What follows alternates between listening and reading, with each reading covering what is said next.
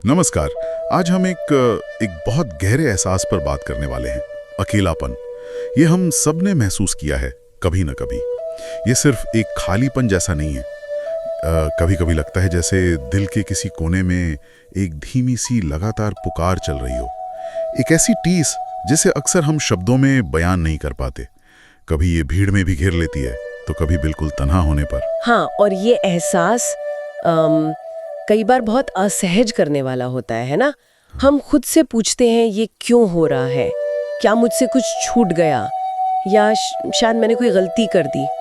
लेकिन आज हम जिस नज़रिए पर बात कर रहे हैं वो loneliness a doorway to God's embrace नाम के एक स्रोत से प्रेरित है। और ये नज़रिया इस अकेलेपन को एक समस्या की तरह नहीं देखता, बल्कि एक संभावना की तरह। स्रोत कहता है कि शायद ये अकेलापन कोई सजा नहीं, बल्कि एक दरवाजा है ईश्वर की ओर, अपने सच्चे घर की ओर लौटने का एक रास्ता। ये सुनने में बहुत शांति देने वाला विचार है, पर इसे समझना थोड़ा मुश्किल हो सकता है, खासकर तब जब अकेलेपन का दर्द बहुत ज्यादा हो। वो पल याद है जब आप अचानक रुक जाते हैं, दुनिया जैसे धुंधली सी हो जाती है और बस एक ही एहसास हावी होता है, मैं अकेला हूं। क्या स्रोत इस शुरुआती तीव्र एहसास के बारे में कुछ कहता है? ये इतना गहरा क्यों लगता है? हाँ बिल्कुल, स्रोत इस पल को बहुत अहम मानता है। वो इसे सिर्फ एक नेगेटिव फीलिंग नहीं कहते, बल्कि एक पवित्र ठहराव। सोचिए जरा, हमारी जिंदगी में कितनी भाग दौड़ है, कितना शोर, बाहर भी और अंदर भी। ये अकेलापन जब ये अचानक हमें घेर लेता है तो ये जैसे दुनिया के शोर को म्यूट कर देता है। और उसी खामोशी में स्रोत के अनुसार आत्मा फुसफुसाने की कोशिश करती है। वो कहती है, जरा रुको, बाहर मत देखो, अंदर देखो, मेरी ओर लौटो। ये दर्दनाक इसलिए लगता है क्योंकि हम इस ठहराव के आदी नहीं हैं। हम इस अंदर की आवाज को सुनना जैसे भूल से गए हैं। अच्छा, तो आप कह रही हैं कि ये अकेलापन बाहरी चीजों से ज्यादा हमारे अंदर की स्थिति दिखाता है। मतलब ऐसा नहीं कि लोग हमें छोड़ गए, बल्कि शायद हम खुद से ही दूर हो गए हैं किसी गहरी चीज से। हाँ बिल्कुल, स्रोत इसी बात पर जोर देता है। तर्क ये है कि हम अकेले इसलिए महसूस करते हैं क्योंकि हमारी आत्मा, जो कि अनंत है, दिव्य का अंश है, वो अपने असली घर को, अपने स्रोत को याद कर रही है। हम इस दुनिया में रिश्तों में, कामयाबी में, चीज़ों में खुशी और पूर्णता ढूंढते रहते हैं, और वो हमें थोड़ी देर के लिए सुख दे भी सकती हैं, लेकिन आत्मा की प्यास तो अनंत की है। दुनिया की चीज़ें चाहे कितनी भी अच्छी क्यों ना हो, वो तो अस्थायी हैं, नश्वर हैं। वो आत्मा के उस गहरे खालीपन को हमेशा के लिए नहीं भर सकती। तो ये अकेलापन इस बारे में कम है कि हमें किसने छोड़ा, और इस बारे में ज्यादा है कि हम क्या भूल गए हैं ईश्वर के साथ अपना वो अटूट, वो शाश्वत रिश्ता। ये बात सोचने में तो सही लगती है, लेकिन वो जो एहसास है वो कई बार तर्क से परे होता है। दिल में एक बेचैनी सी रहती है, एक अजीब सी कसक, जैसे कुछ जरूरी चीज खो गई है या हम कहीं पहुंच नहीं पा रहे, भले ही पता ना हो कि कहाँ पहुंचना है। हाँ, और ये बेचैनी, ये अंदर की अशांति, स्रोत कहता है कि ये आत्मा की छटपटाहट है। ये कोई नई बात नहीं है। सदियों पहले संत ऑगस्टीन ने कहा था, उन्होंने कहा था, हमारे दिल बेचैन रहते हैं जब तक वे आप में, हे ईश्वर, आराम नहीं पा लेते। तो स्रोत इस बेचैनी को नेगेटिव नहीं मानता, वो इसे एक तरह का स्पिरिचुअल कंपास मानता है, जो हमें सही दिशा दिखा रहा है, वापस ईश्वर की ओर, जहाँ सच्ची स्थायी शांति मिल सकती है। ये बेचैनी एक पवित्र इशारा है कि हम अस्थायी चीजों में स्थायी खुशी ढूंढ रहे हैं, और अब वक्त है अपनी खोज की दिशा बदलने का। तो अगर ये बेचैनी और अकेलापन एक इशारा है, एक पुकार है, तो इसका जवाब कैसे दें? आमतौर पर तो हम इससे भागना चाहते हैं ना। हाँ, खुद को काम में लगा लेना, लोगों से घिरे रहना, टीवी देखना, कुछ भी, ताकि वो एहसास महसूस ना हो। क्या स्रोत इस भागने की आदत पर कुछ कहता है? हाँ, स्रोत मानता है कि भागना या खुद को सुन्न कर लेना ये हमारी स्वाभाविक प्रतिक्रिया हो सकती है। हाँ, क्योंकि ये एहसास मुश्किल होता है, कभी कभी डरावना भी। हाँ, लेकिन तर्क ये है कि समाधान भागने में नहीं है, क्योंकि आप जहां भी जाएंगे ये एहसास तो साथ ही जाएगा। ये बाहर नहीं अंदर है। हाँ, ये तो है। और समाधान इसे दबाने में भी नहीं है, क्योंकि दबी हुई भावनाएं अक्सर और उलझ कर वापस आती हैं। करेक्ट। इसके बजाय स्रोत एक थोड़ा हिम्मत वाला कदम उठाने को कहता है। भागने के बजाय ठहरें, बाहर देखने के बजाय भीतर मुड़ें और ऊपर की ओर देखें। भीतर मुड़ना और ऊपर देखना, हाँ, इसका मतलब क्या है? मतलब प्रैक्टिकली कैसे करें, खासकर वो इंसान जो बहुत अकेला महसूस कर रहा हो, शायद निराश भी हो। स्रोत बहुत ही कोमल और आसान तरीके सुझाता है। ये किसी बड़े धार्मिक कर्मकांड की बात नहीं है, ये एक निजी दिल के स्तर पर जुड़ाव की बात है। जैसे शांति से कहीं बैठ जाना, हाँ। आंखें बंद करना और बस अपने दिल की बात ईश्वर से कहना। शायद बस इतना ही फुसफुसाना, मैं खोया हुआ महसूस कर रहा हूँ, मुझे रास्ता नहीं दिख रहा, पर कहीं गहरे में मुझे लगता है कि आप यहीं हैं। मुझे अपनी मौजूदगी का एहसास कराएं, मुझे थाम ले। ये मदद की भीख नहीं है, ये जुड़ाव की एक सच्ची इच्छा है। ये मानना है कि हम अकेले काफी नहीं हैं, हमें उस परम शक्ति के सहारे की जरूरत है। ये तो प्रार्थना का एक बहुत ही पर्सनल इंटीमेट रूप हुआ। क्या इसके अलावा भी कुछ और तरीके हैं जिनसे ये जुड़ाव और गहरा हो सके? हाँ, स्रोत कुछ और प्रैक्टिसेस का जिक्र करता है जिन्हें हम आत्मा और उसके प्रिय यानी ईश्वर के बीच प्रेम के पुल की तरह समझ सकते हैं। जैसे कि ध्यान, मेडिटेशन। मन की जो ये दौड़ है उसे थोड़ा धीमा करना, विचारों के शोर से परे उस अंदर की शांति को महसूस करना जहां ईश्वर की आवाज शायद सुनाई दे।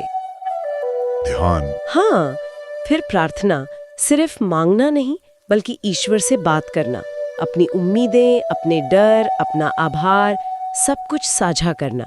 या फिर जाप, किसी दिव्य नाम या मंत्र को दोहराना। इससे मन दुनिया की चिंताओं से हटकर एक पवित्र वाइब्रेशन पर फोकस होता है। और पवित्र ग्रंथों को पढ़ना, संतों की बातें पढ़ना और उन पर सोचना, ये हमें याद दिलाता है कि हम इस सफर में अकेले नहीं हैं। हमसे पहले भी बहुत लोग इसी रास्ते पर चलकर शांति पा चुके हैं। स्रोत जोर देता है कि ये सब कर्म कांड नहीं है, ये प्रेम के अभ्यास हैं, रिश्ते को सींचने के तरीके हैं। तो क्या ये कहना ठीक होगा कि अकेलेपन का जो असली इलाज है वो बहुत सारे लोगों या चीजों से जुड़ने में नहीं है, बल्कि उस परम स्रोत से जुड़ने में है? स्रोत का यही केंद्रीय संदेश है। वो कहता है इलाज जुड़ाव है, बहुतों से नहीं बल्कि एक से। क्योंकि जब इंसान उस दिव्य उपस्थिति का, उस परम प्रेम का एक छोटा सा अंश भी महसूस करता है, चाहे वो अनुभव कितना ही पल भर का क्यों ना हो, कितना ही हल्का क्यों ना हो, तो एक गहरा बदलाव शुरू होता है। उसे ये समझ आने लगता है कि वो असल में कभी अकेला था ही नहीं। ईश्वर तो हमेशा से वहीं थे, हर खामोशी में, हर आंसू में, हर सांस में, चुपचाप उसे संभाले हुए। ये एहसास बाहरी अकेलेपन की भावना को अंदर से भर देता है। वो बाहरी खालीपन अंदरूनी पूर्णता में बदलने लगता है। ये तो बहुत ही शक्तिशाली विचार है। लेकिन जब कोई इंसान इस तरह अंदर से भरने लगता है, उस दिव्य जुड़ाव को महसूस करने लगता है, तो उसके बाहरी जीवन पे क्या असर पड़ता है? क्या वो दुनिया से कट जाता है, अपने आप में सिमट जाता है? स्रोत के अनुसार इसका ठीक उल्टा होता है। देखिए, जब कोई बर्तन अंदर से खाली होता है तो वो दुनिया से कुछ पाने की उम्मीद रखता है, हाँ। है ना? लेकिन जब वो अंदर से भरने लगता है दिव्य प्रेम और शांति से, तो वो स्वाभाविक रूप से छलकने लगता है।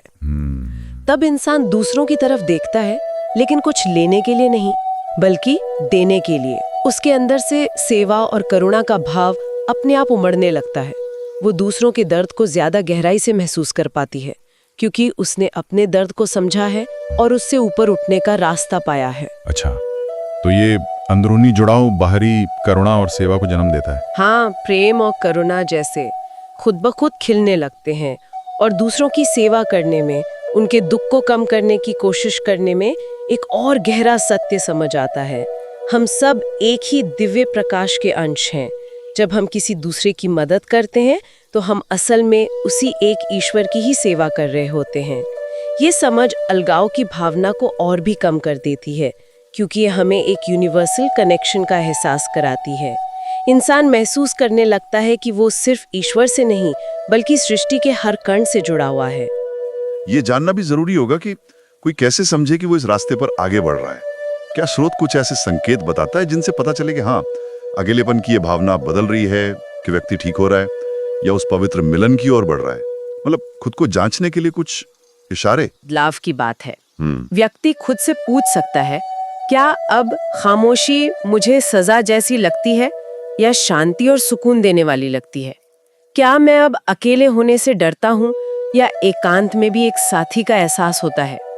जब मैं प्रार्थना करता हूँ या ध्यान में बैठता हूँ तो क्या ये एक बोझ या ड्यूटी जैसा लगता है या ये एक प्यारी बातचीत, एक सुकून देने वाला अनुभव लगता है?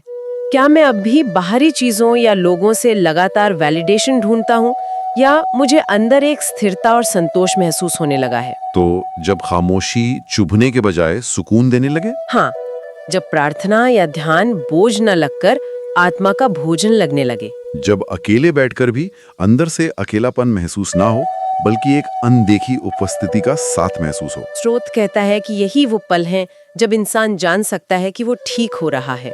अकेलापन अब दुश्मन नहीं रहा, वो एक पवित्र जगह बन गया है, ईश्वर के साथ एक निजी मुलाकात का मौका। वो बाहरी खालीपन अब अंदर के प्रेम और शांति से भर गया है। ये यात्रा पूरी होने का नहीं, बल्कि सही दिशा में गहरे जाने का संकेत है।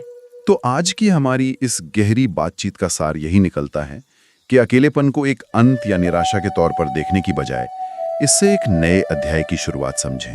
एक आह्वान, ये आत्मा का अपने घर लौटने का, अपने मूल स्रोत ईश्वर से फिर से जुड़ने का एक बहुत ही कोमल, स्नेह भरा निमंत्रण है। बिल्कुल, और जो भी श्रोता इस समय अकेलेपन के दौर से गुजर रहे हैं, उनके लिए स्रोत का एक अंतिम, बहुत ही हौसला देने वाला संदेश है।